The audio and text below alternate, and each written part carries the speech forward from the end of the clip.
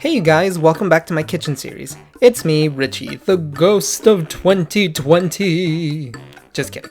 You may have noticed that today's video will be a voiceover, but I'm still here! Anyways, let's make pickled onions.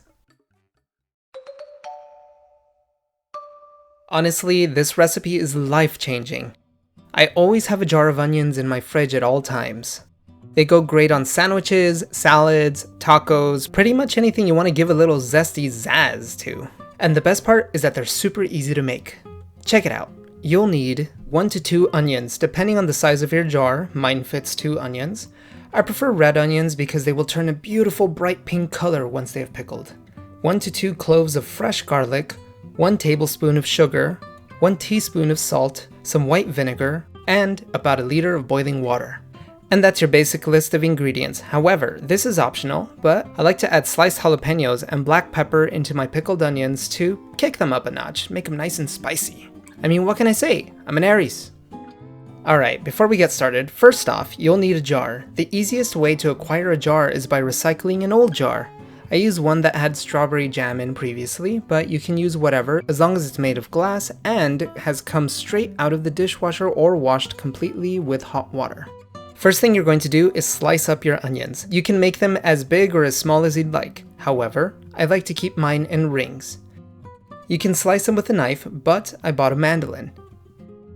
And I will run my onions over this to get them nice and even and set these aside.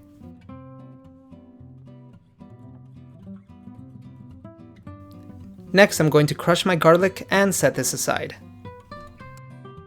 Next, throw your onions and garlic into a pot.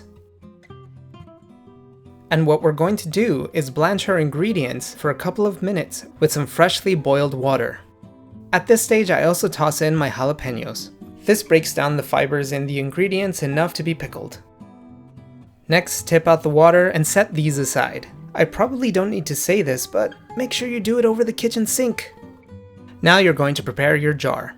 Make sure you use a quote-unquote sterilized jar. Usually I just use a jar that I've either washed by hand with soap and hot water or fresh out of the dishwasher. Either way, just make sure you use a clean jar. Like I said, you can just recycle an old jar. Or you can go out and buy a jar, but honestly, just wait until you finish the contents of another jar. It's literally the easiest way to find one. Come on guys, be kind. Recycle. So then you take the jar and fill it about 1/3 of the way full with white vinegar. You can also use apple cider vinegar as well. Next, add the sugar and salt and swirl it around until they have completely disintegrated into the vinegar. At this point, you can also add in the black pepper. Now we add our onions. Stuff as many as you can into the jar. The onions should displace the vinegar all the way up to the top, but if need be, you can add a drop of water to fill the jar completely. Set the jar aside until it is completely cooled before placing it in the fridge. This usually takes about 30 minutes. You can eat them straight away, but I like to wait at least 1 day before I dig into the onions. And that's all there is to it. You can use these in pretty much anything you want. They go great in sandwiches or my favorite, tacos.